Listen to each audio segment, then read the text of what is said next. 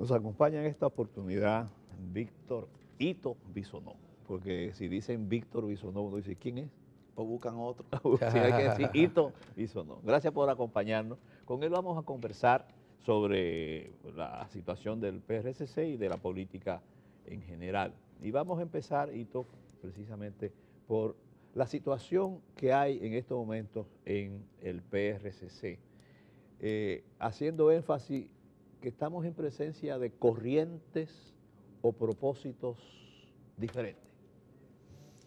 Bueno, don Rafael, usted conoce parte, además, la esencia de la psicología del problema político en República Dominicana.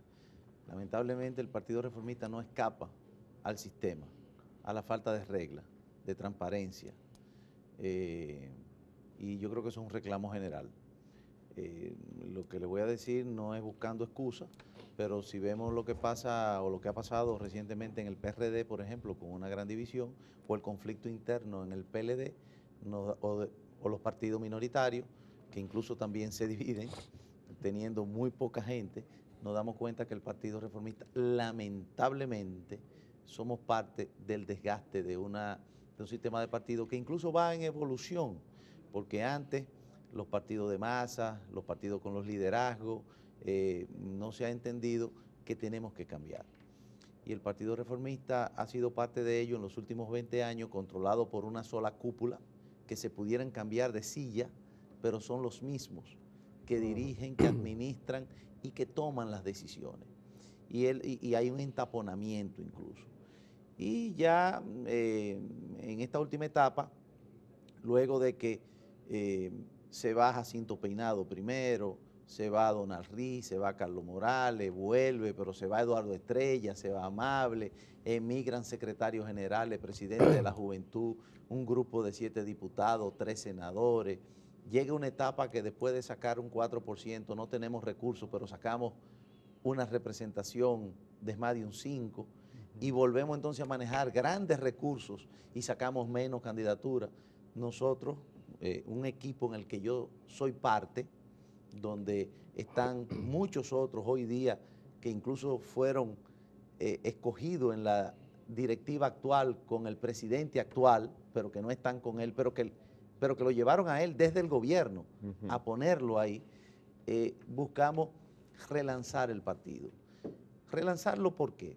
Bueno, porque no puede ser que que pasen unas elecciones y se diga no tenemos candidatura a la Junta Central Electoral y nosotros no podemos hablar ni siquiera de la candidatura, ni siquiera ir a buscar nuestros de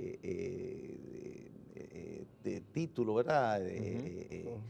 Que hablan de la elección, y sin embargo la cúpula sí tiene candidatos que son parte de la cúpula y que van y que se evalúan. No se puede hablar de la Cámara de Cuentas, pero la cúpula sí tiene la cúpula administrativa. El partido no, pero la cúpula sí. Sí, sí, o 2 o 3 sí.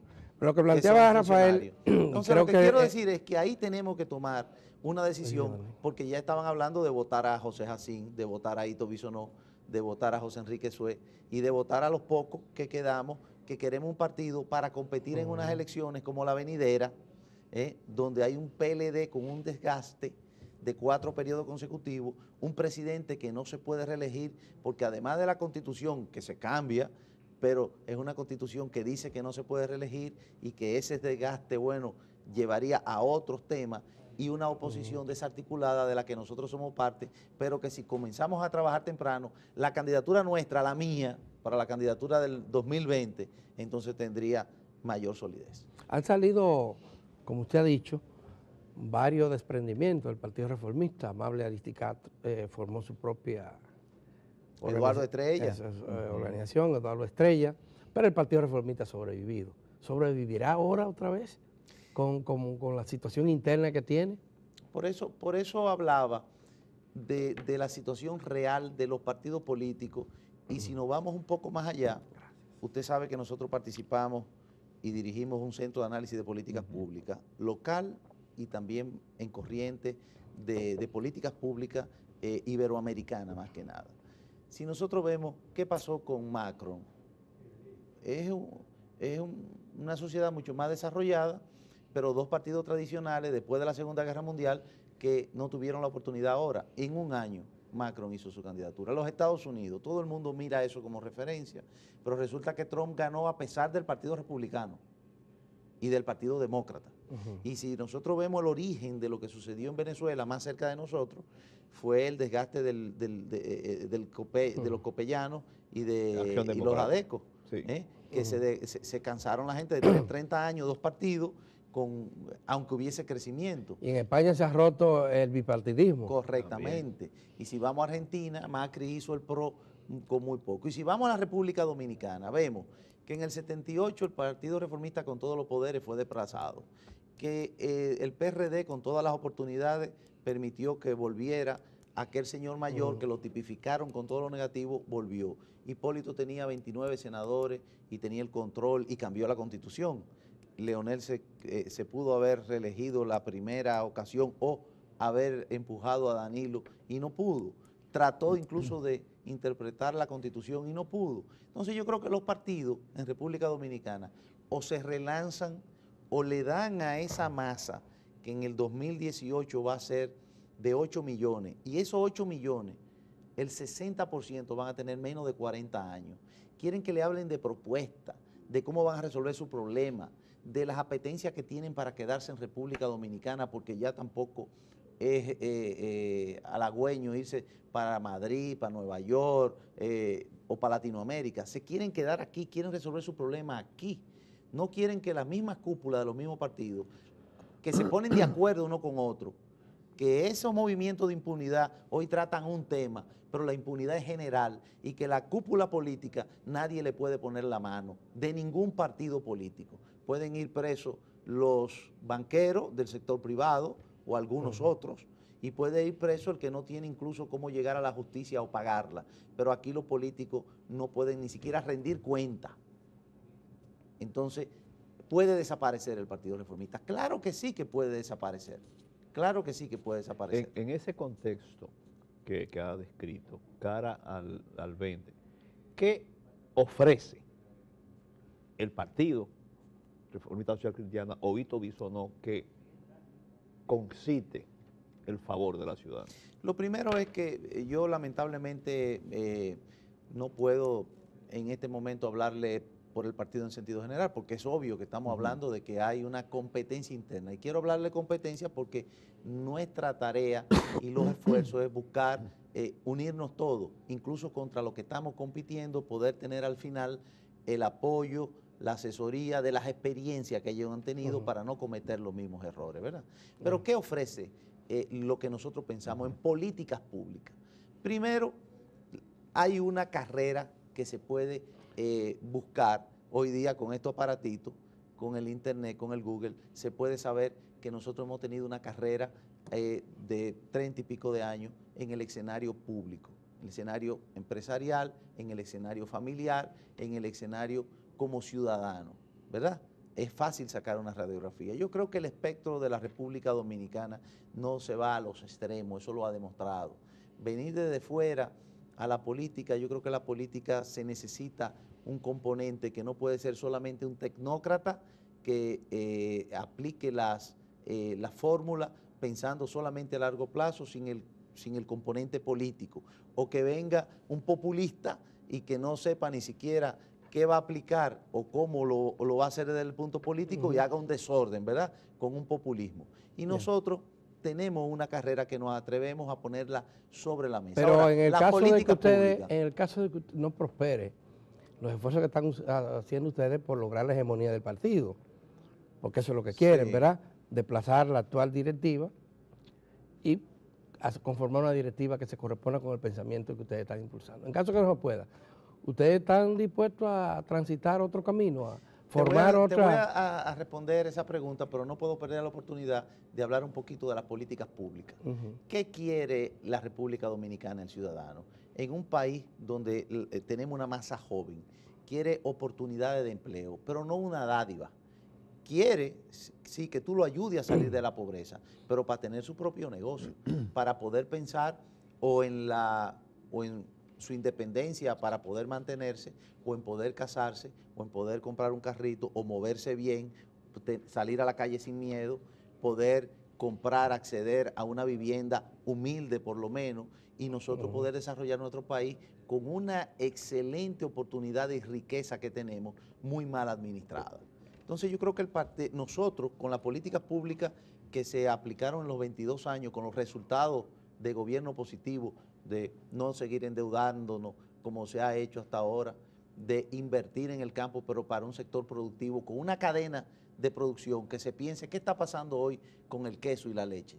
Le estamos quitando el trabajo al que ordeña, al que corta la hierba, al veterinario, al que transporta la leche, al que trabaja en la pasteurización, al que la mueve al colmado, al que la produce, por una firma en un escritorio para importar una leche que incluso le hace daño porque es industrial, sin elaborar al ciudadano Pero común. usted era congresista. Entonces, cuando aprobamos aquí el Tratado de Libre Comercio, sí, que algunos, como quien les habla, estuvimos opuestos y advertíamos que iba a pasar esto. No, nada que ver una cosa con otra.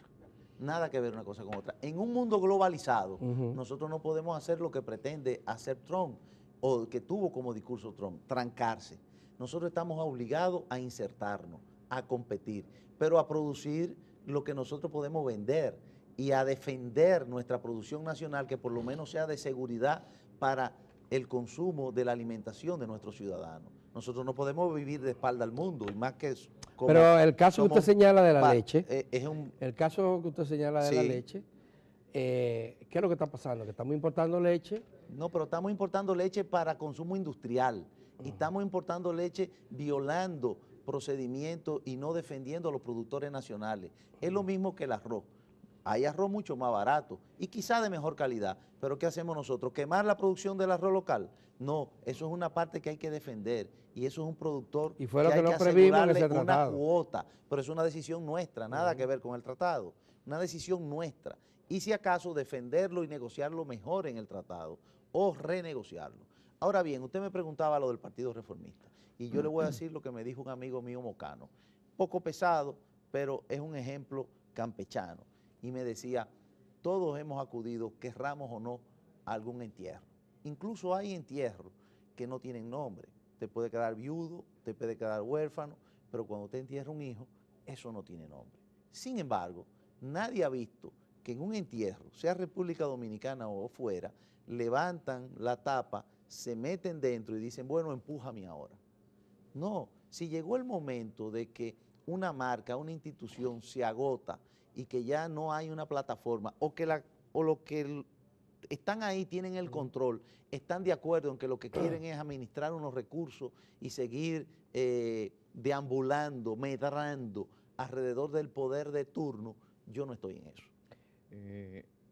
Hanley se hacía la pregunta, ¿ser o no ser? En el Partido Reformista la pregunta es ¿estar o no estar en el gobierno? En los últimos años sí parece que una parte han estado en eso, en los últimos años. Pero es una parte que ha estado solamente en eso, porque ahora le pregunto yo a usted, ¿y es malo que hayan gobiernos de coalición nacional?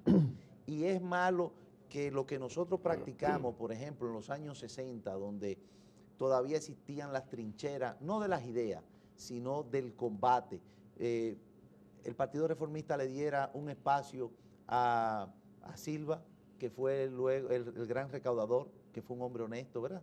O a don Ángel Miolán, que fue en ese momento lo que sería hoy el ministro de Turismo, porque era una dirección, o que se le diera al PRD en la figura de Atuey de Camps, que era un gran político, la presidencia de la Cámara de Diputados, o que se la dieran con 12 diputados a Norge Botello, a Danilo Medina y a otros. Yo creo que no. El tema es cómo usted mantiene su integridad y usted mantiene su fidelidad y usted mantiene un desempeño público que diga yo soy funcionario público y político y estoy aquí aportando a mi país, pero yo soy reformista y yo voy a trabajar porque haya un gobierno reformista y nosotros también le vamos a dar una cuota a los demás y más si son buenos funcionarios. Y tú, salgámonos del Partido Reformista. Quisiera conocer su opinión con relación a estos movimientos de reclamos, de más transparencia, de fin de la impunidad y de sanción a la corrupción. En estos reclamos el Congreso está sentado en el banquillo de los acusados. Hay varias gentes implicadas y el Movimiento Verde está diciendo que no están todos los que son, ni son todos los que están. ¿Qué usted piensa sobre todo esto? ¿Necesita el Congreso como tal también transparentar sus acciones? ¿Qué se puede hacer? Yo creo que todo hay que transparentarlo, no es solamente el Congreso. Y creo, y eso lo decía en la época de Sócrates, de Aristóteles, si tú no quieres que los malos políticos te gobiernen, entonces participa de la política. Porque es desde el Estado, es desde la política que se toman decisiones. Nosotros no podemos esperar que las cosas sucedan solamente para denunciarlas. Y creo que el Movimiento Verde, volvemos a un tema anterior, ¿qué está pasando en el mundo?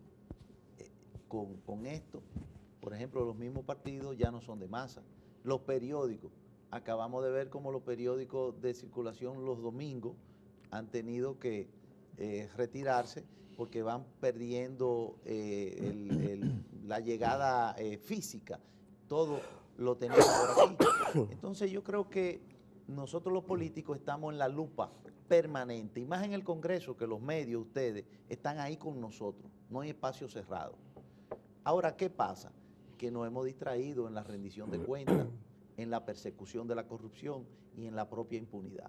La última vez que aquí hubo un escarceo en cuanto al desempeño de la política y que tuvo un condimento de alguna persecución política, si se quiere, fue en el 86, donde hubo un presidente preso, donde hubo un secretario de las Fuerzas Armadas, un secretario administrativo y muchos más.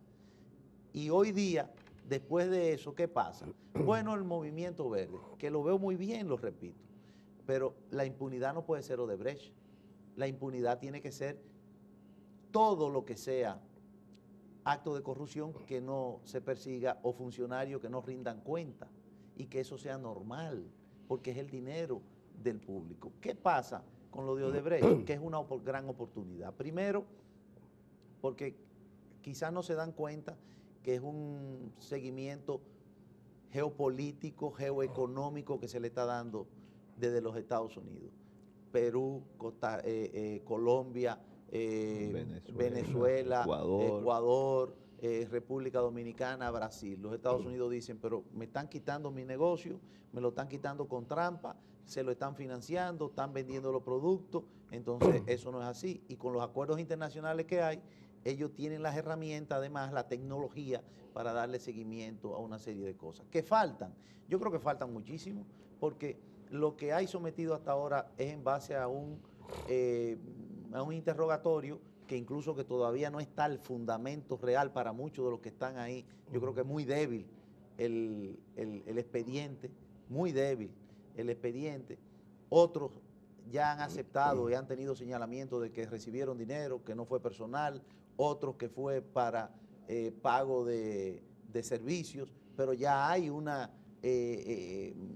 materializado algo. Una misión de los hechos. Sí, pero eso solamente es sobre esa declaración de un brasileño que dice de boca que conoció. Pero usted tiene señala, que haber un proceso ahora que es la metodología que han usado en los otros países y seguro que la usaron aquí, la sobrevaluación de las obras. A lo que ellos también reclutaron para que participaran en esa sobrevaluación y a lo que andaban con ellos haciendo esa fechoría desde el Congreso, desde la empresa privada y desde los cargos públicos, cualquiera que sean. Mi preocupación, que la impunidad no se llama Odebrecht. ¿Dónde está el tema del CEA? Desaparecieron los ingenios, la vía férrea, las tierras, y se dieron cuenta porque lamentablemente murieron 3 personas por un pleito de 45 tareas, cuando hablamos de millones de tareas de tierra. Han desaparecido los barrios de la capital. ¿Qué pasó en ISOE? ¿Qué ha pasado en algunos bancos que han desaparecido, lo han tenido que transformar y desaparecen los fondos de pensiones? Y nadie sabe. Los tucanos. Entonces, los tucanos, Zulán, son tantas Pero cosas. usted, hay un tema, ustedes están discutiendo ahora en el Congreso una nueva ley de partidos, un proyecto para hacer una ley de partidos y también un proyecto para hacer una nueva ley electoral. Se está reclamando que hayan medidas que prevengan, que puedan prevenir esta mercantilización de la política que nosotros tenemos hoy. Usted habla que los que quieran participar, que se metan a la política, pero ¿qué posibilidad tiene una gente honesta que no tenga cuarto, mucho dinero, o que reciba fondos de donde sea para participar en la política, para ser regidor en su comunidad? Yo creo que no podemos ir a los extremos, vuelvo y le digo. Hay mucha gente valiosa en todos los partidos que participa sin el clientelismo. Nosotros mismos no participamos con un clientelismo. Ciertamente, nosotros tenemos amigos que nos ayudan y podemos dar respuesta a situaciones que son reales, porque usted quiere que el político salga y que con un discurso convoque a todo el mundo. No, te presentan requisiciones que ante la debilidad institucional del Estado no le llegan soluciones a esa persona. Soluciones médicas, soluciones de salud, de vida, soluciones de educación, soluciones de implementos de necesidad diaria de esa persona, y hay que darle la cara. Hay que ser vehículos incluso de solución para esos problemas. Pero si no se mete, si no se participa, ¿cómo se buscan los cambios? Y yo creo que aquí hemos tenido transformaciones y hemos tenido gente también, mucha, que se pueden señalar hoy día por su impronta en los diferentes partidos, en todos los partidos, que han sido gente que se han manejado con transparencia y que hoy la sociedad se los reconoce. Ahora, ¿qué quiere la población? Si no hay reglas claras, va a ser traumática entonces el cambio que se va a dar, porque nadie se va a meter a un lío, pero pasará algo. Pero si hay reglas claras, que es lo que yo creo que debe de haber madurado a la fecha de 20 años, porque mucha gente dice, ¿cuánto tiempo tiene discutiéndose? No, fue en el cambio de la Constitución del 1997 que se pactó una ley de partidos políticos. Así fue. Y el Partido Reformista fue el primero que la depositó en el Congreso. Y hoy día, porque esas cúpulas, unos más que otros, quieren quedarse y no quieren reglas porque así posponen las convenciones o cambian la matrícula de los que tienen que ir a elegirlo o administran los recursos como ellos quieren o se asocian uno con otro y los temas de impunidad no pasan. Yo creo que eso tiene que cambiar, porque ¿qué quiere la gente? Por ejemplo, don Juan Bolívar no está aquí. Tú me dirías, ¿qué vamos a hablar de salud? Bueno, pero vamos a hablar de salud nosotros. Ay, gracias. Cualquiera se calla, ¿verdad? Cuando viene este aromita y este cafecito caliente. Sí. Pues, cuando vamos a hablar de salud, ¿qué quiere la gente? Bueno, la gente quiere que le hablen de los hospitales, principalmente esa masa que necesita ir a un hospital público, que no puede acceder a una clínica privada. Nosotros tenemos modelos que han funcionado. Ejemplo, el hospital de los Alcarrizos yo creo que ha funcionado, ¿verdad? Es un hospital que no es un hospital como los otros públicos. Han ido transformándose. Pero, ¿y por qué no hablamos? ¿Por qué en República Dominicana tiene que haber una epidemia de conjuntivitis cuando sabemos que en un país tropical viene un momento y hay que hacer una medida preventiva? ¿Por qué nosotros todavía el Zika cobra y el dengue muertes sabiendo que viene un momento en un país como el nuestro y hay que combatirlo y hay que fumigarlo y hay que hacer una campaña? Entonces aquí tenemos que ponerle atención a ser eficiente. ¿Por qué nosotros hablamos de la educación? El 4%. Acaban de hacer un foro y yo lo felicito ese foro. Ah, pero ¿qué quieren ya los muchachos? Ya no quieren más aulas. Lo que quieren es buenos profesores. Lo que quieren es Wi-Fi. Lo que quieren es tecnología. Lo que necesitamos son más infotep, más técnico, más financiamiento. En vez de financiar tantos vehículos de lujo innecesarios, vamos a financiarle planta eléctrica, blower, vamos a financiarle batidora para hacer bizcocho, vamos a financiarle máquina de soldar, vamos a financiarle cosas que podamos competir y que no tengan que venir desde fuera a hacer trabajo que pueden hacer los dominicanos. En su calidad de diputado, ahora mismo los diputados tienen una decisión que tomar respecto a el Código Penal, pero fundamentalmente con la interrupción del embarazo en 3 causales. ¿qué espera el diputado Hito Bisonó que suceda? Porque tiene varias opciones la Cámara de Diputados, pero tiene que tomar una. Gracias por la pregunta, porque mire, Ese es su tema. pudiéramos incluso debatirlo, y yo lo respeto, y incluso le he dicho a mis amigas y amigos con los que no comparto ideas que participo de cualquier foro. Incluso le traigo información que son para sus temas de fuera, porque participo en entidades internacionales y tengo que tratar todos los temas, o estar presente en todos los temas, esté de acuerdo o no. Pero la verdad es que podemos abordarlo por género, porque el niño por nacer no es solamente la madre, también tiene un padre.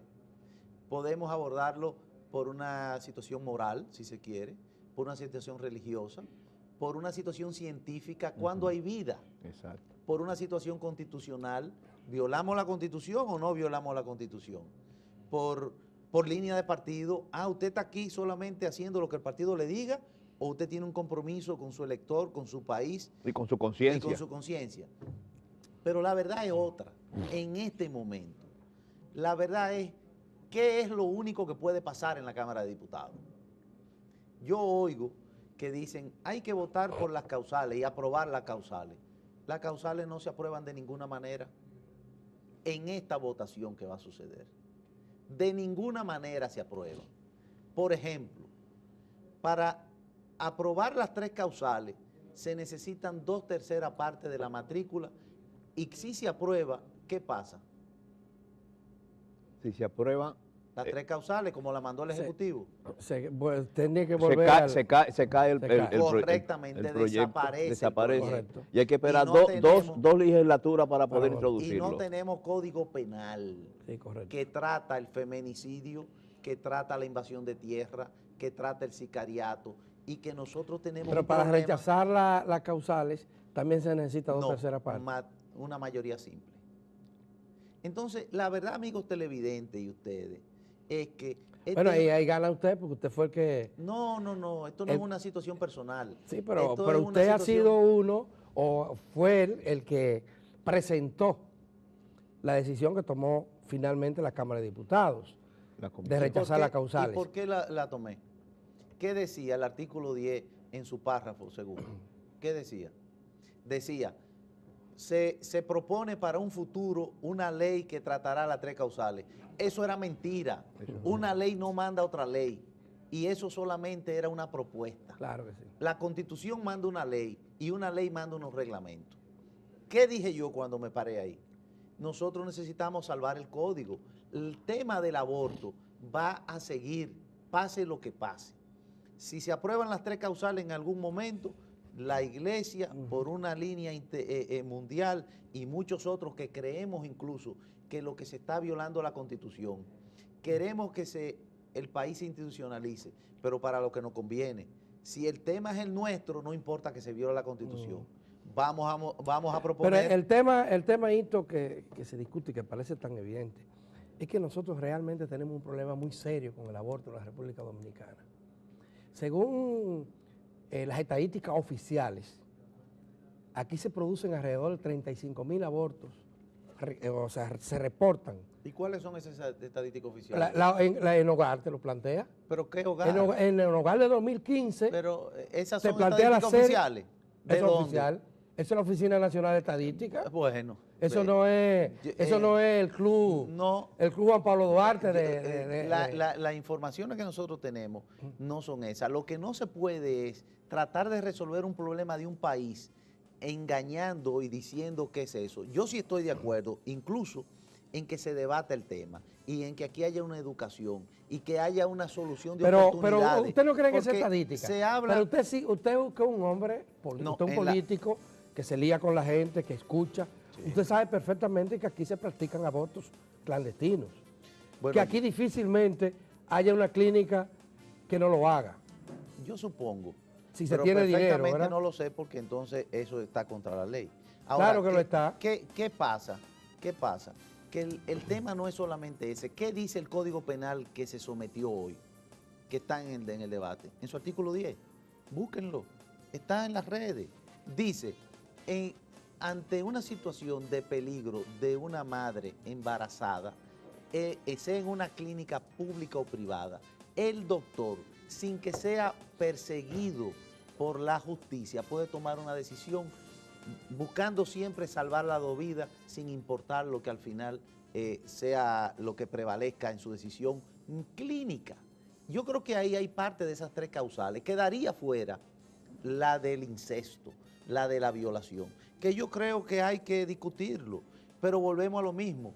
¿Qué dice el artículo 37 de la Constitución? Desde la concepción. Entonces, ¿de qué estamos hablando? Pero ese mismo artículo plantea el respeto a la dignidad y a la vida. Pero, y la vida de las mujeres tiene que ser... Pero si vamos a cogerlo por pinza, por lo que nos convenga, el artículo 37, claro, desde la concepción hasta la muerte. Entonces estamos hablando de una modificación constitucional.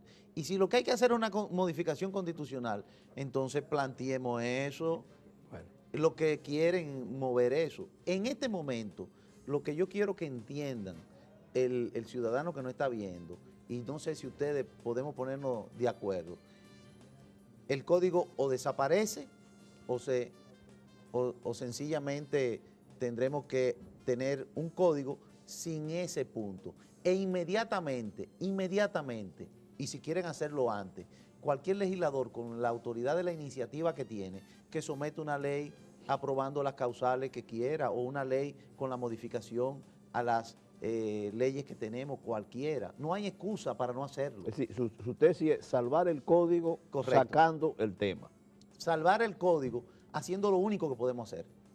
Lo único. Y lo que defienden las causales, que la sometan inmediatamente porque no tienen excusa. La pueden someter hoy la pueden someter, hoy en la mañana. Una ley modificando el mismo código cuando se apruebe, o una ley modificando la Constitución si eso es lo que se necesita, o una ley autorizando las causales en la se nos acabó el tiempo, que lamentablemente, Víctor Ito Bisonó, quien es dirigente de una fracción del Partido Reformista Social Cristiano y diputado de la República. Muchas gracias. Muchas gracias a ustedes. Y saludo a don Juan Bolívar.